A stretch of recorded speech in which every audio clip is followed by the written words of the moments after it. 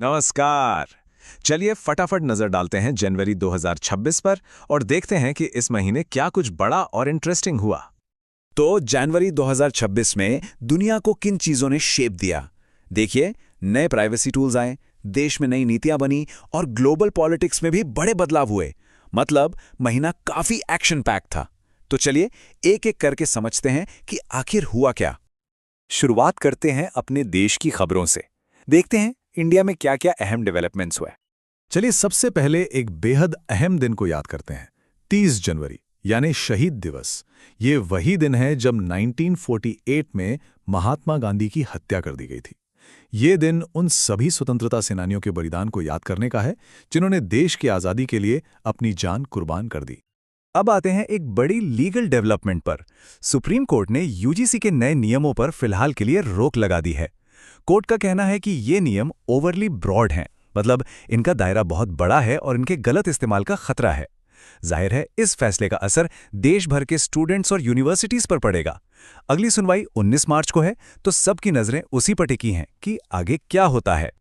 अच्छा, अब टेक की दुनिया से एक बहुत काम की अपडेट। UIDAI ने एक नया आधार ऐप लॉन्च किया है और इस बार प्राइवेसी पर जोर दिया गया है। पहले की तरह अपडेट के लिए एनरोलमेंट सेंटर जाने की झंझट खत्म। अब मोबाइल नंबर जैसी चीजें घर बैठे ही और ज्यादा सेफ तरीके से अपडेट की जा सकती हैं। सिक्योरिटी से जुड़ी एक बहुत अच्छी खबर आई है।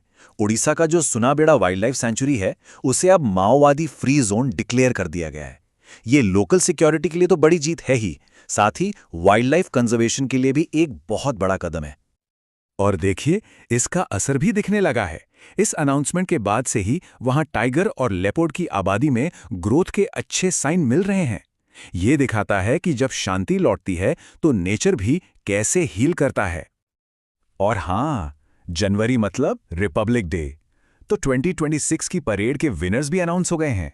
बेस्ट मार्चिंग कंटिंजेंट का अवार्ड मिला है इंडियन नेवी को और CAPF कैटेगरी में दिल्ली पुलिस को।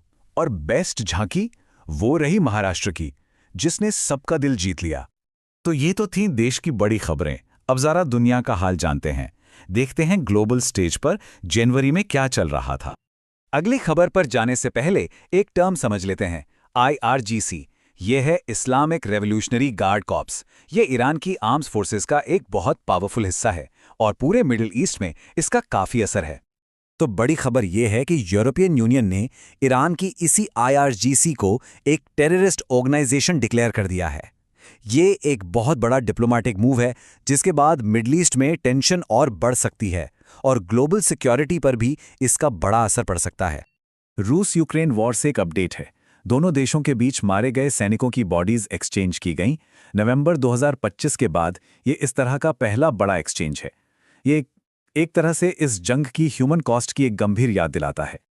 और एक और दुखद खबर, कोलंबिया। वहां के नॉर्दर्न सैंटेंडर में एक बीचक्राफ्ट 1900 एयरक्राफ्ट क्रैश हो गया। इस हादसे में 15 लोगों की जान चली गई। चलिए अब इकोनॉमी की बात करते हैं। देखते हैं बैंकिंग, बॉन्ड्स और मार्केट में क्या एक्शन रहा। 1 ट्रिलियन रुपए। जी हाँ, RBI ने मार्केट में इतना पैसा इंजेक्ट किया है। अब सवाल है कैसे? तो RBI ने सरकारी बॉन्ड्स की खरीद तेज कर दी। देखिए, सिंपल है। जब RBI बॉन्ड खरीदता है तो पैसा सिस्टम में आता है। इसका मकसद है लिक्विडिटी को बैलेंस करना, मतलब मार्केट में कैश फ्लो ठीक रखना और इकोनॉमी को सपोर्ट देना। डिजिटल बैंकिंग को लेकर भी कुछ नए रूल्स आ रहे हैं।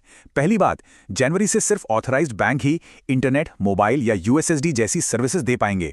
इससे ऑनलाइन बैंकिंग और भी सेफ हो जाएगी। और दूसरी बात, अप्रैल से एक नया डिजिटल पेमेंट फ्रेमवर्क भी लागू हो रहा है, जिससे ऑनलाइन ट्रांजैक्शंस और भी स्मूथ हो जाएंगे। और आखिर में बात करते हैं सोने की, जिसने इस महीने सारे रिकॉर्ड तोड़ दिए।